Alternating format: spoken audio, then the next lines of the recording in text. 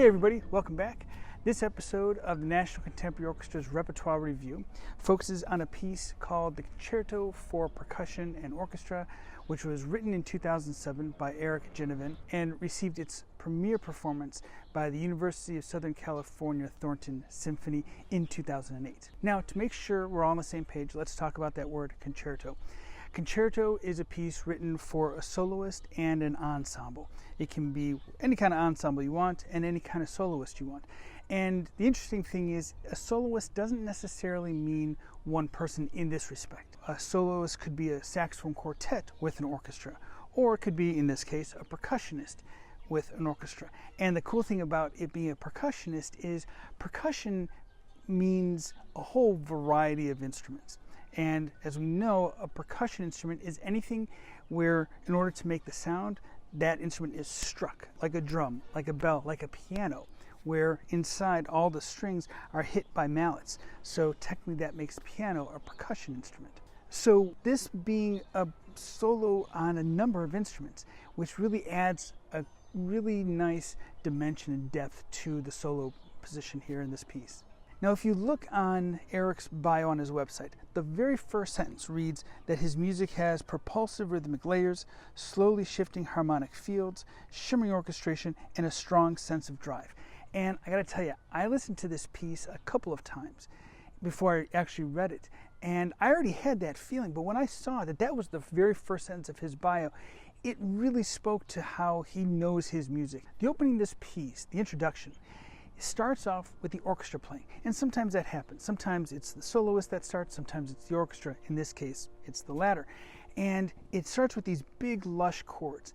And I don't want to use the term ethereal because sometimes that seems a little too out there and too nondescript, but it has this very cool atmosphere of these changing harmonics. But with this piece, while you do have these swells of sound and they're slowly morphing, as one goes into the other, if it's ethereal, you can't really tell when one ends and the other begins. But with this, you have this motion of going from one part to another without it being too mushy going in, transitioning. So you have one and it ends and the next one picks up, but there is still this fluidity and this motion that even if it doesn't have this pulse, you still feel that sense of a pulse or sense of forward momentum that really helps move the piece. So it's not just sitting there in this formless atmospheric haze. Now, while a concerto typically has 3 movements, this piece only has 1 movement, but it has 3 very distinct sections. The first section, after the introduction, which we'll call the A section, started off with the percussionist coming in. And the cool thing about percussion, sometimes the percussion instrument, you can't really have any kind of pitch other than one pitch like a drum. But something like a marimba or a xylophone, you have that percussive beating sound with different pitches. And he uses that as the introductory statement for the soloist. And it comes in and it's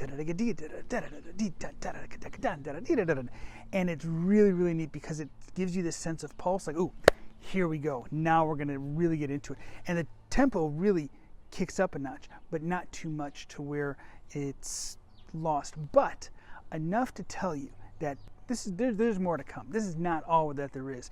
We're going to push it up, but you feel that propulsion happening, and you know, okay, this is the beginning of something really, really neat. Now, the next entrance of the orchestra comes in, and it kind of brings that introduction section back, that feel of these big, lush chords, but it doesn't contrast to the point where it sounds like 2 people are playing completely different things, where you have the soloist hammering out those rhythms, and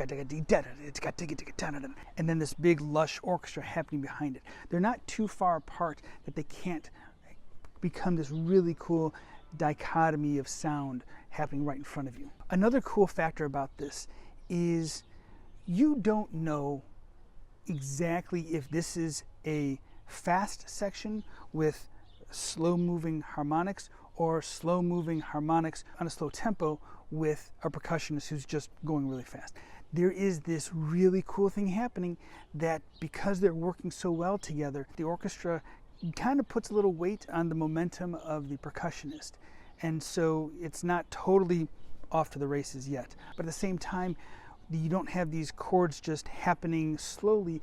They're happening, but then there's this underlying pulse that keeps pushing it. So it adds even more to that momentum that is not necessarily obvious, but you feel it. Now the B section, this is where all that nice harmonic thickness and richness are out. And now this is all rhythm. And we've talked about this in other pieces where you need that precision. You need an orchestra that plays right where they're supposed to. They come in, they say their part, they move out of the way, and everybody's back and forth. And with a concerto, you have that a lot. You have the soloist playing and then the orchestra playing, and there's kind of a question and answer happening, or a call and response. This is different. This is more like the orchestra and the soloist are coming together. Not to say that the soloist is now becoming part of the orchestra, but there's a more symbiotic relationship between the two when it comes to stating the melodies. There's this game, Beat Saber. It's a VR game. If you haven't seen it, when they used a Busta Rhymes song, it got really popular. And it's one of those things where you have the glasses on and you're in this tunnel, and these cubes are coming at you, and you gotta use these VR sabers to hit them certain ways.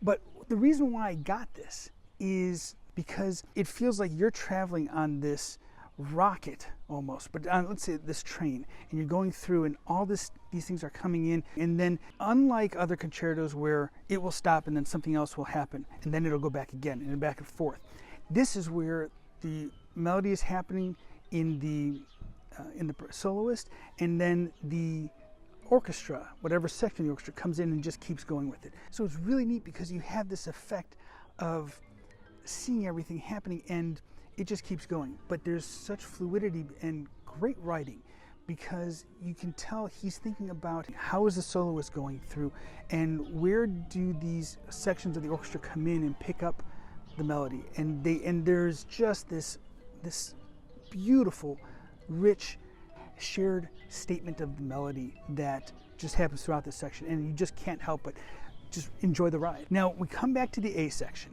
and this is where the soloist kind of takes a step back and the orchestra comes in, and the orchestra has all the spotlight, which is nice. After this A section comes the cadenza, which is a big solo. The orchestra stops altogether, and even the conductor will stop, and the soloist just goes. And it's really neat to see the score and just see percussion line, percussion. Literally one page it has this full orchestration of all the different parts, and then the next page it's just one line over and over again, just one line of music, which is the percussionist. And it's nonstop, and which is not easy to do when you've got different instruments happening that you're responsible for. So in this case, the cadenza includes marimba, it includes a bell tree, so just a little stand with different bells. You have to hit exactly the right ones, and sometimes you're doing something over here while this is over here. So this really shows the physical requirements for being a percussionist, because you are literally doing everything, and there's a good chance you're doing it all standing up. So you're moving around, and it's chaotic, but it looks so cool. Now when the orchestra comes in, it's a race to the end. Not because it's a chaotic, just everybody start playing and just we'll see at the end. There continues to be this shared responsibility of getting the piece to the end. And with everything that's happening, it really keeps your ears on their toes, because you have all these rhythms just drilling at you, but they're not all at once. Somebody will say something, and there's just enough there that you can hear it, you can process it, and then they step away while the next person comes in. And it's just like boom, boom. They're not overlapping to where it gets chaotic, and it's not one person gets more than the other. It's this great balance, and hearing how it just keeps pushing forward, you can't help but tap your toes and just be excited about where this is going next. And it actually reminded me of that movie Ford versus Ferrari, where Ken Mills is about to pass the finish line and win, but at the last second, even though he didn't want to, his team owner said, okay, everybody has to pass together, and so kind of slows up a bit, and the three cars cross over. But it kind of sounds like that's what happens. The percussionist is going, and then everybody clears out, the percussionist goes, and then the whole orchestra, soloist, orchestra, come together for this last big hit, and it is perfect. So kudos to the orchestra here, because it just nails it, and it's such a great way to end this piece. I strongly suggest you listen to this piece and do so maybe a couple different ways. Maybe put your headphones on, maybe just listen to it through the speaker, but try different ways and see if you don't have different experiences. Now, while you're here watching this video, if you can do me a favor, give us a like and follow here on the platform. It'd be wonderful. And check us out at nationalcontemporaryorchestra.org and consider a donation. Thanks again for stopping by. I hope you had fun and that you learned a little bit and that you are enjoying these videos as much as we are putting them together. As always, have a great rest of your day, and most importantly, enjoy the performance. All right, see you next time. Thanks. Bye-bye.